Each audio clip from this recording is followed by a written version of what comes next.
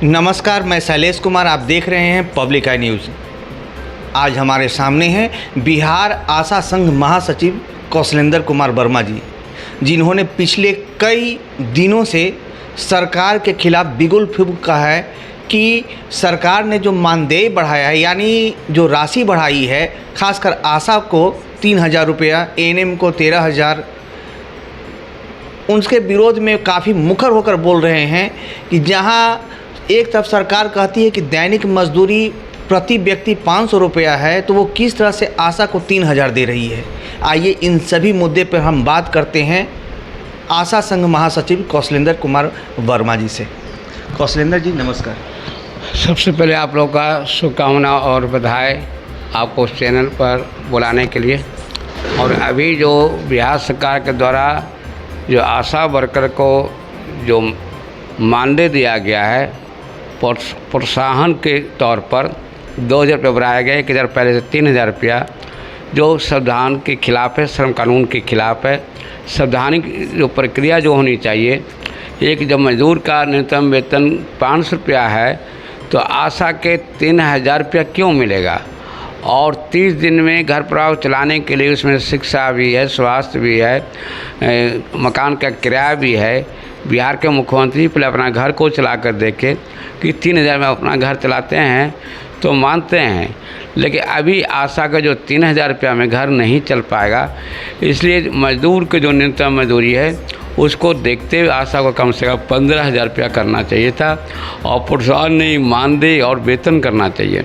अभी गुजरात का high court का फैसला आया है, उसने फटकार लगाया केंद्र और राज्य सरकार को, गुजरात ने, कि इस तरह से बहाल कर रहे हैं और पैसा दे रहे हैं, ये मानवीय चेहरा के खिलाफ़ है, मानवता के खिलाफ़ है।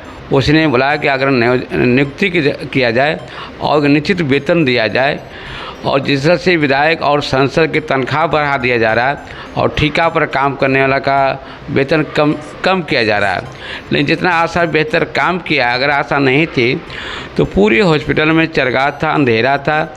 जब से 2005 में आशा आई है तो ये आशा ने बेहतर गर्भवती महिला का मृत्यु दर को कम किया है, बच्चों का मृत्यु दर कम किया है। इधर हाल में कोविड-19 की लड़ाई में अगर आशा नहीं होती, वैक्सीन को दिन को 110 रुपया मिलता है, जो सबसे कम है, ये देश भीमराव अम्बेडकर का है। और 110 रुपया अगर जोड़ा जाए डिब्बा पर तो 1,200 रुपया लगभग पड़ता है। इसलिए वैक्सीन कोरियर को कम से कम निश्चित वेतन दिया जाए कि कोरोना की लड़ाई में अगर वैक्सीन कोरियर डिब्बा नहीं ले जाए तो टीकाकरण नहीं होता, और टीकाकरण नहीं होता तो कोरोना की लड़ाई को जितना आसान नहीं था। कोरोना में जंग में कोरियर की बेहतर रोल रहा है, आशा की भी रोल रहा है। दूसरी ओर एएनएम की जो ला रहे हैं, एएनएम 3 तरह का है। एक एएनएम को 13,000 मिल रहा है, दूसरे एएनएम को 33,000 मिल रहा है, और एक 70 से 1 लाख। और सुप्रीम कोर्ट का फैसला है कि काम का बदले दाम मिलना चाहिए, समान काम का समान वेतन लागू होना चाहिए। एक ही क्षेत्र में जब काम करने वाला 3 तरह का वेतन क्यों होना चाहिए। विधायक का तनख्वाह तो 3 तरह का नहीं है, वहाँ मंत्री का नहीं है, उनका पेंशन है।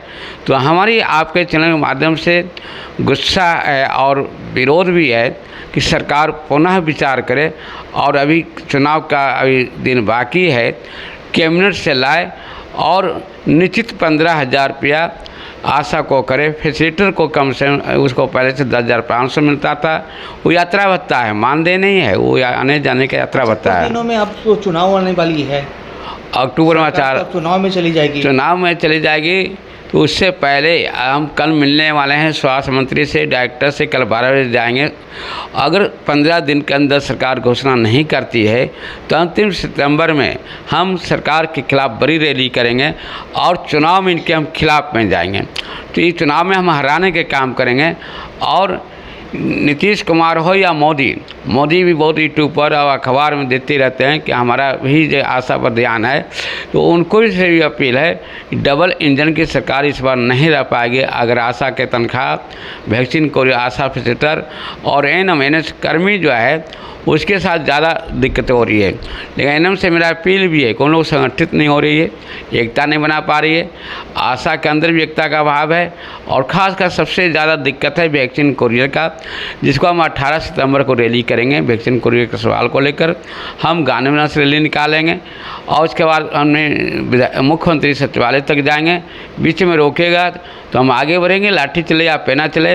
अभी ये शिक्षक लोग किया था मिसाल के खिलाफ, तो उसके बाद करना पड़ा। सरकार डरी हुई है, जो लड़ रहा है उसको कुछ न कुछ सरकार दे रही है।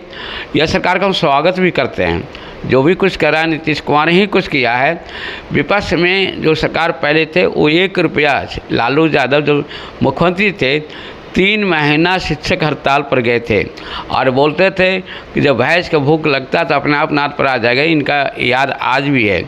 इसलिए जो भी किए सराहनीय योग्य है, लेकिन इससे काम नहीं चलेगा। इनको निश्चित वेतन तय करे।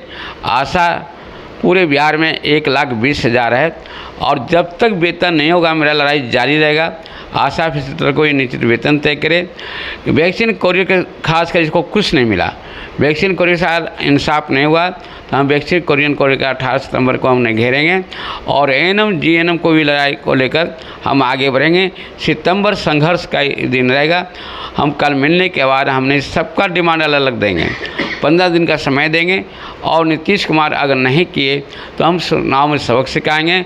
और 15 दिन के बाद नीतीश कुमार हो, मंगल पांडे, उनको बिहार की यात्रा नहीं करने देंगे।